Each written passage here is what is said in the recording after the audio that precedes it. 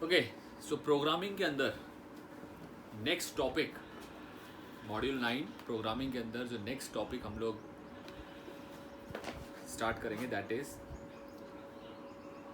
Phases of training session.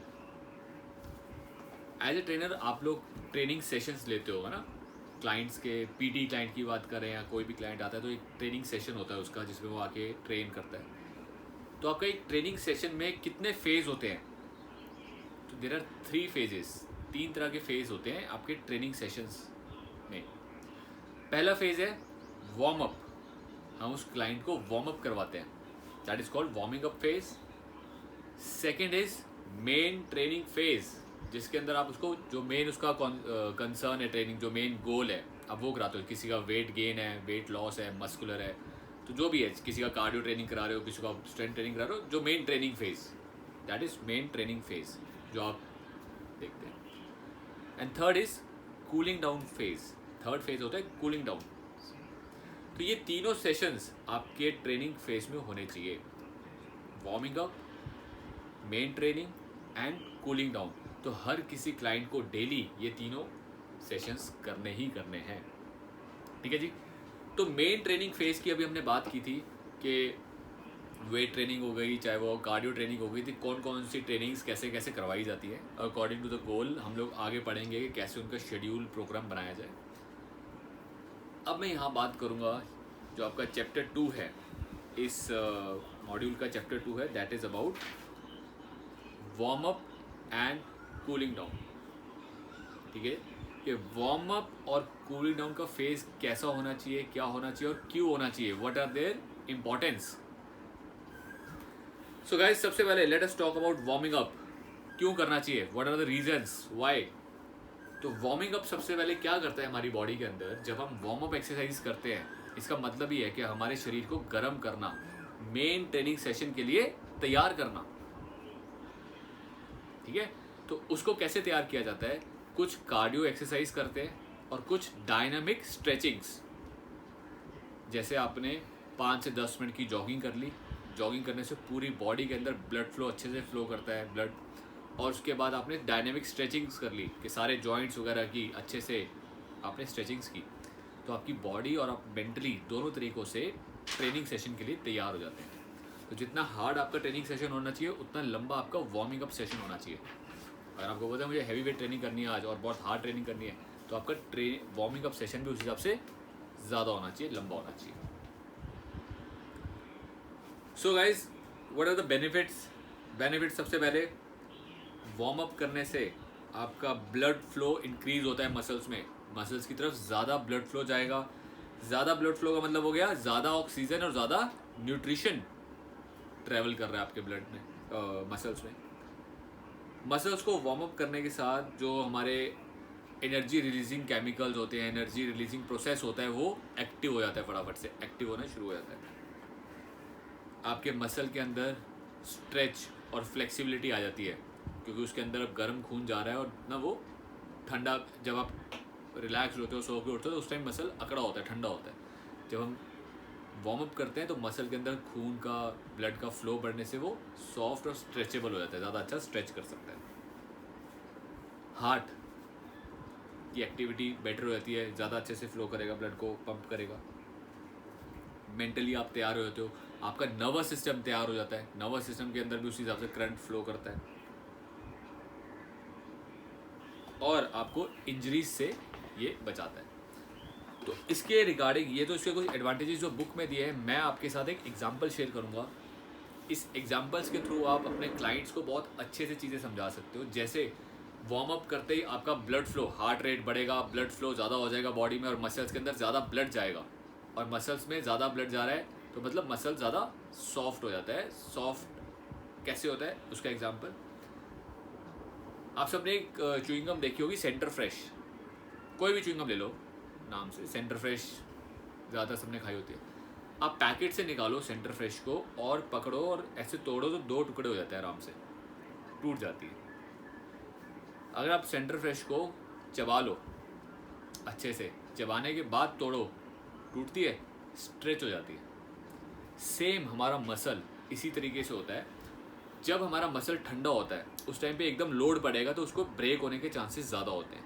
But जब उस muscle में ब्लड का फ्लो, जैसे हमने जब चबाया तो सलाइवा वगैरह उससे मिक्स हो गया ना, ऐसे ही मसल में जब ब्लड अच्छे से मिक्स हो जाता है, चला जाता है, तो आपका मसल ज़्यादा स्ट्रेचेबल हो जाता है, वो टूटेगा नहीं। लीकोड आ चुका है उसके अंदर, फ्लूइड आ चुका है, जिसकी वजह से स्ट्रेचेबिलिटी अच्छी हो जाती है।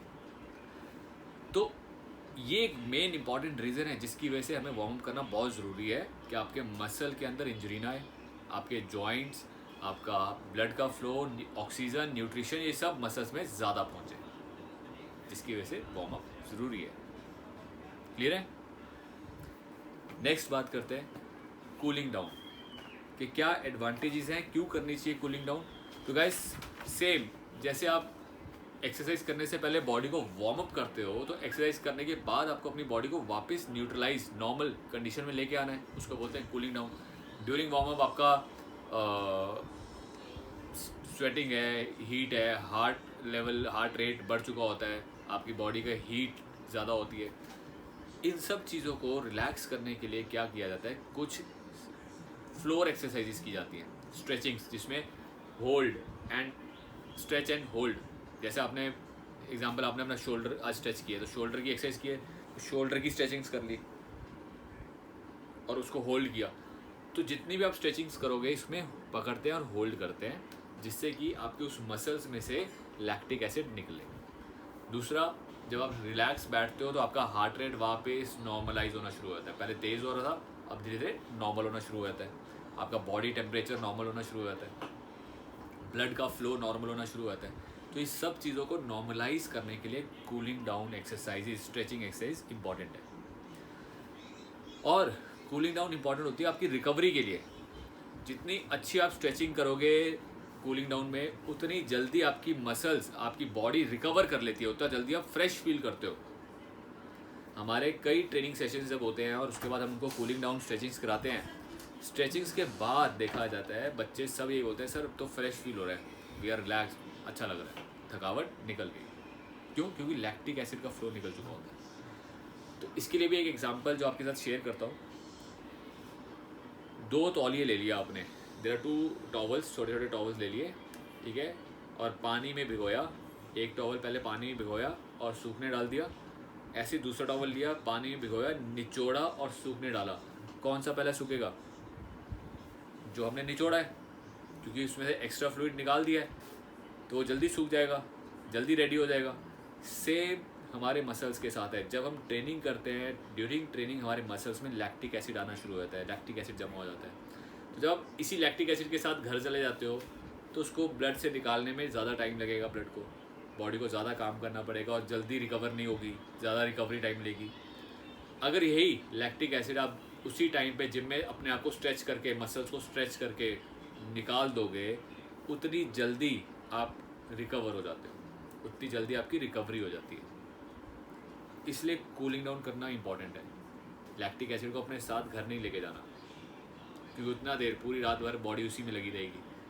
तो अगर आपने यही लैक्टिक एसिड जिम में निकाल दिया तो रात भर बॉडी न्यूट्रिशन एब्जॉर्ब करेगी, आपको ग्रोथ और डेवलपमेंट देगी, अदरवाइज वो रिकवरी में लगी रहेगी ज़्यादा देर तक। सो ये एडवांटेजेस है कूलिंग डाउन के, ठीक है। This is the reason why warming up and cooling down are very important part. Training sessions के बड़े इंपॉर्टेंट पार्ट होते हैं, जिसको हम निगलेक्ट कर लेते हैं ज़्यादातर, क्योंकि उसकी इंपॉर्टेंस का पता नहीं होता। तो सेम आपको अपने क्लाइंट्स को बताना है इंपॉर्टेंस, और उनको कूलिंग डाउन और आपका वार्म अप का सेशन सिखाना है अच्छे से, कि एवरी टाइम जब भी आप जिम में आओ पहले आप वार्म अप करो और जाने से पहले कूलिंग डाउन करो। तो ये एक्सरसाइजेस क्या होती हैं, वार्म अप में बात करते हैं। वार्म अप में हेड टू टो आपको स्टार्ट करना है जी, हेड से। जैसे for example neck, side wise, up and down rotations, shoulder rotations, arm rotations, ठीक है। Then side wise stretches, side stretches जितनी हो गई। फिर अपर बॉडी से करते करते लोअर बॉडी में जाते हैं, अपना टो टच, खड़े होके, सीधा खड़े होके टो टच किया and back, then leg stretch की, लेग्स ओपन करने के बाद ऑल्टरनेट टो टच, दोनों तरफ टो टच करते हैं। तो इस तरीके से पूरी अपर बॉडी और लोअर बॉडी की स्ट्रेचिंग्स करने के बाद हम अपना ट्रेनिंग शेड्यूल करते हैं। लेकिन ये स्ट्रेचिंग्स आपको पहले कार्डियो करना है, 5-10 मिनट का पहले कार्डियो करोगे, उसके बाद ये आप पूरी बॉडी की स्ट्रेचिंग्स करोगे, क्योंकि कार्डियो करने से ब्लड का फ्लो अच्छा हो जाएगा और ज़्यादा अच्छी स्ट्रेचिंग हो पाती है। ऐसे ही कूलिंग डाउन के अंदर, जब हम कूलिंग डाउन की बात करते हैं, कूलिंग डाउन के अंदर आपका जैसे लास्ट सेट खत्म हुआ, आपकी एक्सरसाइज खत्म हो गई, यू टेक 2 to 3 मिनट्स अपने आप को रिलैक्स करो, देन फ्लोर मैट बिछाओ, फ्लोर पे बैठो and just do some relaxing exercise, टांगों को सीधा करके या फोल्ड करके, शेक देम, ईजी रिलैक्सिंग। जो आपने ट्रेनिंग की है, जिस बॉडी पार्ट की ट्रेनिंग की है, उस बॉडी पार्ट की स्ट्रेचिंग शुरू कर दो पहले। लाइक चेस्ट की है तो चेस्ट की स्ट्रेचिंग्स, फिर इसमें भी आपको सारी stretchings, upper body lower body के स्ट्रेचेज हैं सारे, ये हम लोग वीडियो शेयर करेंगे, उन सारे स्ट्रेचेज को आपने ढंग से परफॉर्म करना है। और लास्ट में 2 मिनट के लिए आराम से सीधा ले डाउन, लेट के दोनों हाथ आगे रख के, आँख बंद, रिलैक्स योरसेल्फ, बिल्कुल सीधा लेट के अपने आप को रिलैक्स करो। और ये हमें सोचना है कि हमने जो ट्रेनिंग की है, हमारी बॉडी को वो स्ट्रेंथ एनर्जीज मिल रही है, मेरी थकावट निकल रही है और मेरे को एनर्जीज मिल रही है।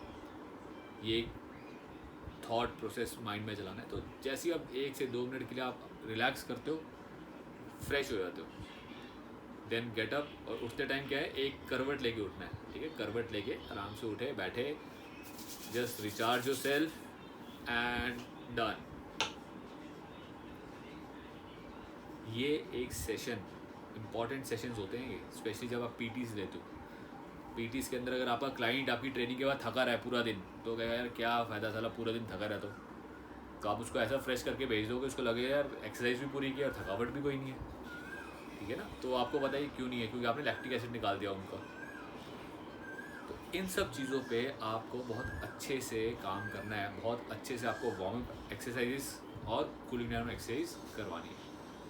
यूट्यूब भरा पड़ा है स्ट्रेचेस के साथ, आपके चेस्ट की stretching, shoulder stretches, bicep stretches, सबके साथ बहुत वहाँ से आपको नॉलेज मिलती है। जो आपको कॉमनली सबसे इजी एक्सरसाइज कर लग रही है, कर सकते हैं, इजी टू गो, और एडवांस लेवल ज़्यादा फ्लेक्सिबिलिटी अच्छी है तो ज़्यादा अच्छी एक्सरसाइज आप करवा सकते हैं, ठीक है।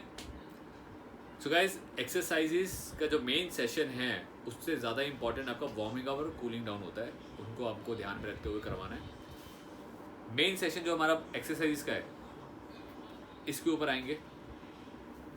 तो बुक में अगर आप देखोगे, बुक में ना एक फिट प्रिंसिपल, FITT का एक प्रिंसिपल दिया हुआ है कि आपको ना फिट प्रिंसिपल फॉलो करना है शेड्यूल बनाते टाइम। ये प्रिंसिपल क्या होता है, पहले फ्रीक्वेंसी, F का मतलब फ्रीक्वेंसी, फ्रीक्वेंसी का मतलब होता है कि ये ट्रेनिंग आपको हफ्ते में कितनी बार करनी है, हफ्ते में कितनी बार। जैसे आप बाइसेप कर रहे हो, हफ्ते में 2 बार करते हो तो फ्रीक्वेंसी होगी 2, ट्वाइस अ वीक।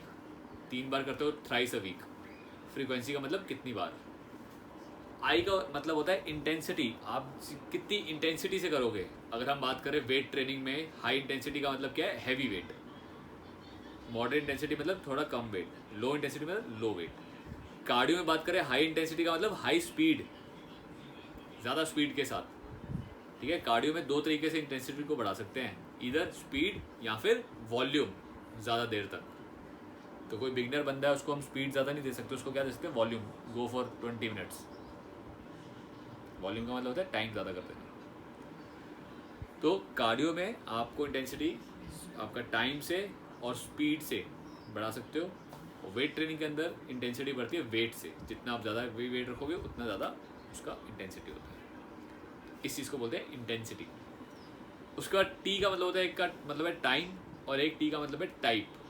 कार्डियो में तो आप टाइम दे सकते हो ना, कितना टाइम करना है, आधा घंटा, 20 मिनट। वेट ट्रेनिंग के अंदर आपको टाइम कैलकुलेट करना पड़ता है। आपको यहाँ पे टाइम कैसे देना होता है, कितने रेपिटेशन, कितने सेट। यहाँ पे जो वेट ट्रेनिंग की बात कर रहे हैं, वेट ट्रेनिंग के अंदर जो टाइम है वो हम देते हैं रेपिटेशंस और सेट्स के हिसाब से, कि कितने रेपिटेशंस करेंगे और कितने सेट करेंगे और कितना रेस्ट, कितना टाइम का रेस्ट, उसको हम कैलकुलेट करके टाइम निकाल देते हैं, ठीक है। टाइप, टाइम के बाद तीसरा है टाइप। टाइप का मतलब कौन सी एक्सरसाइज। कार्डियो आपने बोल दिया आज कार्डियो सेशन है, तो ठीक है, कार्डियो तो है, करना क्या है, साइकिलिंग करनी है, जॉगिंग करनी है, वॉकिंग करनी है, स्विमिंग करनी है, टाइप। ये सर आपको आज साइकिलिंग करनी है, 15 मिनट साइकिलिंग करनी है, 15 मिनट क्रॉस ट्रेनिंग करनी है, 15 मिनट, वो हो गया टाइप, कौन सी एक्सरसाइज। वेट ट्रेनिंग में बात करें, जैसे आज चेस्ट करनी है, तो चेस्ट में टाइप क्या है, bench press, incline, decline, dumbbell fly, dumbbell press, butterfly, ये सारी टाइप्स हो गई कि कौन सी एक्सरसाइज करनी है। क्लियर है? तो जनरली हम जब ये शेड्यूल बनाते हैं तो ये सब चीज़ों का ध्यान रखते हैं कि सर आपको ये शेड्यूल हफ्ते में 2 दिन करना है, 3 दिन करना है, ये बॉडी पार्ट 2 दिन करना है। ऐसे आपने 3 बॉडी पार्ट का बना दिया, कौन सी एक्सरसाइज करनी है, कितनी करनी है, रेपिटेशन सेट्स आप अपने अकॉर्डिंग उस इंसान के गोल के अकॉर्डिंग आप सेट कर दोगे। आपको पता है यार ये वेट लॉस के लिए आया है, ओके सर वेट लॉस के लिए आए हो, आपको हफ्ते में 3 दिन कार्डियो करनी है और 3 दिन स्ट्रेंथ ट्रेनिंग करनी है, वेट ट्रेनिंग करनी है। तो 3 दिन तो कार्डियो का शेड्यूल बन गया कि डे 1 मंडे आप करोगे वॉकिंग, आधा घंटा सुबह, आधा घंटा शाम की वॉक, ठीक है, और स्ट्रेचिंग एक्सरसाइज, वार्मिंग अप और कूलिंग डाउन करोगे। ट्यूसडे आप करोगे जी वेट ट्रेनिंग। वेट ट्रेनिंग में क्या करोगे, आपका ट्यूसडे को हम बाइसेप और चेस्ट, ये 2 बॉडी पार्ट्स कराएंगे जिसमें ये एक्सरसाइज है, इतने रेपिटेशंस, क्योंकि वेट लॉस करने आया है तो इसमें क्या होगा, उसको वेट कम देंगे, ठीक है ना, थोड़ा वेट कम देंगे और रेपिटेशन ज़्यादा कराएंगे। सब 15 से 20 रेपिटेशन, वेट इतना रखना है और 30 सेकंड का रेस्ट लेना है आपको। अकॉर्डिंगली आप सारी एक्सरसाइज उनको बता दोगे, 3 चेस्ट की, 3 बाइसेप्स की, या 4 चेस्ट की, 4 बाइसेप्स की। सर वेडनेसडे आ गया, वेडनेसडे को आपका जी साइकिलिंग डे है, आज आप साइकिलिंग करोगे। थर्सडे, तो इस तरह से आप थर्सडे का शेड्यूल वेट ट्रेनिंग का बना दिया, फ्राइडे का फिर कोई कार्डियो शेड्यूल बना दिया, कार्डियो शेड्यूल के अंदर फंक्शनल ट्रेनिंग्स आ सकती हैं, सर्किट ट्रेनिंग आ सकती है। अकॉर्डिंगली आपने शेड्यूल बनाते हो, तो शेड्यूल बनाने के अंदर आपको टाइम का ध्यान रखना है। टाइम कार्डियो का तो आप बता सकते हो 10 मिनट 15 मिनट। वेट ट्रेनिंग आप कैसे बताते हो, रेपिटेशन के हिसाब से, वो मैं आपको बताता हूँ कि वो कैसे निकालते हैं। जब हम वेट ट्रेनिंग करते हैं, हमारा जो एक रेपिटेशन है, एक रेपिटेशन करने का टाइम कितना होना चाहिए, 3 सेकेंड्स। इसको बोलते हैं टेम्पो, स्पीड। एक रेपिटेशन की speed 3 second. For example dumbbell curl कर रहे हो तो 3 सेकेंड में पूरा कंप्लीट हो जाना चाहिए, ठीक है, 3 सेकेंड में पूरा कंप्लीट। तो 3 सेकेंड का अगर एक रेपिटेशन होता है, आप किसी को 12 रेपिटेशन दे रहे हो तो कितनी देर लगेगी, 12 3 36, 36 सेकेंड्स लगे। तो आपको पता लग गया कि मेरा एक सेट, जो 12 रेपिटेशन का एक सेट है, उसमें 36 सेकेंड्स लग रहे हैं। 36 सेकेंड्स के बाद आप रेस्ट ले रहे हो, कितना ले रहे हो, मैं कहता हूँ चलो 1 मिनट का रेस्ट लेते हो, 60 सेकेंड्स का। तो 36 + 60 कितना हुआ, 96 सेकेंड्स। आपको सब कुछ सेकेंड्स में कैलकुलेट करना है और बाद में ना उसको 60 से डिवाइड करके मिनट्स निकाल लो। अगर आप मिनट और सेकेंड्स में कैलकुलेट करोगे तो दिक्कत आती है कैलकुलेशन में। सारी कैलकुलेशंस किस में करनी है, सेकेंड्स में। 36 सेकेंड्स का आपके रेपिटेशंस हो गए, 60 सेकेंड का रेस्ट, ऐड किया कितना हो गया, 96 सेकेंड्स। अब आपको पता लग गया मेरे को एक सेट करने में 96 सेकेंड लग रहे हैं, 3 सेट करने हैं, तो 96 सेकेंड्स इंटू 3, ठीक है, आपका आ गया 2 4 4 8 4 12 8 288 सेकेंड्स आ गए। 288 सेकेंड्स आपका लगा एक एक्सरसाइज करने में। अगर आप बाकी की भी 3-4 एक्सरसाइज सेम रेपिटेशन और सेम रेस्ट के साथ दे रहे हो तो आपको पता लग जाएगा 288 इंटू जितनी एक्सरसाइज है, अगर आप 4 एक्सरसाइज दे रहे हो इंटू 4, वो आपका टाइम आ जाता है। तो इस तरीके से आप टाइम निकालते हो। जब आपको रेपिटेशन का टाइम पता लग गया, रेस्ट का टाइम आपको पता है क्योंकि आपने देना है, तो उनको अकॉर्डिंगली ऐड करते गए। अब आपने एक सेट पूरा एक्सरसाइज कर लिया, जैसे एक पूरी एक्सरसाइज कर लेते हैं, एक पूरी एक्सरसाइज के बाद आपको पता है यार 1 मिनट का रेस्ट, तो उस सेट का रेस्ट है, तो आप उसमें भी बीच में 1 से 2 मिनट का रेस्ट होता है या चेंज करने का टाइम होता है, आप उसको भी काउंट कर सकते हो कि एक एक्सरसाइज से दूसरी एक्सरसाइज में जाते हुए 2 मिनट लग रहे हैं, सॉरी 2 मिनट ये भी ऐड करती है, 2 2 4 2 6, अगर 3 एक्सरसाइज कराते हो तो अकॉर्डिंगली आप पूरी एक्सरसाइज के टाइम निकाल सकते हो। ठीक है, कैसे, रेपिटेशन का टाइम काउंट करके और रेस्ट का टाइम काउंट करके। क्लियर है, निकाल पाओगे? Let us take an example. 10 repetition 3 set, 10 repetition के 3 सेट करने हैं बेंच प्रेस के, 10 रेपिटेशन के 4 सेट करने हैं बाइसेप्स के। कितना टाइम लगेगा? तो 10 रेपिटेशन का सिंपल आप 10 × 3 30 सेकेंड्स, रेस्ट हमारा 1 मिनट लेके चलो, 1 मिनट का रेस्ट है मतलब 90 सेकेंड हो गए, 30 और 60 90, 90 इंटू 3 270 सेकेंड, 270 सेकेंड में आपका एक सेट हो गया। दूसरे वाले में क्या है 4 सेट है, तो 90 इंटू 4 कर दिए 360 सेकेंड, 360 सेकेंड के आपके वो, तो उनको ऐड कर दिया, आपका रिजल्ट आ गया। इस तरीके से आप आराम से उसको निकाल सकते हो। मैं इसी की वीडियोस हमारी बनाई हुई हैं, कुछ वीडियोस भी शेयर कर दूंगा, कैलकुलेशंस भी आपके साथ शेयर कर दूंगा। सो गाइस, कोई डाउट कुछ पूछने जाते हैं तो बताइए। Anything you want to ask, any doubt? आज का सेशन यहीं तक रखेंगे। आज का सेशन में हमने जो आज प्लान किया है दैट इज़ आपका ट्रेनिंग सेशंस क्या क्या होती है जिम में। कार्डियो ट्रेनिंग होती है, वेट ट्रेनिंग होती है, फ्लेक्सिबिलिटी ट्रेनिंग होती है। कार्डियो कितनी तरह की ट्रेनिंग्स होती हैं, basic to advance. Weight training कितनी तरह की, basic to advance. Strength, endurance, hypertrophy और फ्लेक्सिबिलिटी 2 तरह की ट्रेनिंग होती है, that is dynamic and static. उसके बाद हमने किया था warming up and cooling down sessions. ये 2 सेशन इनका इंपॉर्टेंस क्या है, उसमें क्या एक्सरसाइज कराते हैं। और मेन सेशन जो आपके बनते हैं, इसमें टाइम कैलकुलेशंस कैसे होती है और मेन सेशंस को आपको कैसे बनाना है। ठीक है, फ्रीक्वेंसी, फिट प्रिंसिपल्स, FITT के फिट प्रिंसिपल्स के अकॉर्डिंग, F मतलब फ्रीक्वेंसी, I मतलब इंटेंसिटी, T मतलब टाइम को कैसे कैलकुलेट किया जाए, और दूसरा T का मतलब होता है टाइप, कौन सी एक्सरसाइज। ये शेड्यूल्स आपकी बुक में सारे बने हुए हैं, 2-3 शेड्यूल्स बना रखे हैं एग्जाम्पल वाले, वो आप शेड्यूल्स को पढ़िए ध्यान से। ठीक है, कल मैं आपके साथ ये शेड्यूल्स डिस्कस करूंगा कि ये शेड्यूल में ये क्या दिया है, यहाँ पे ये कैसे किया है, उसको आप थोड़ा सा ध्यान से पढ़ेंगे, आपको बहुत अच्छे से समझ आ जाएगा। उनको हम लोग कल डिस्कस करेंगे। सर मेरा एक क्वेश्चन था। हाँ जतन बोलो। थोड़ा एक टॉपिक से हटके है। एक्चुअल में सर एक क्लाइंट है मेरे, अभी नए साल के काम कर रहा हूँ मैं, तो उनका क्या है, उनका वेट है 106। ओके, हेलो, आवाज़ आ रही है सर? आ रही है।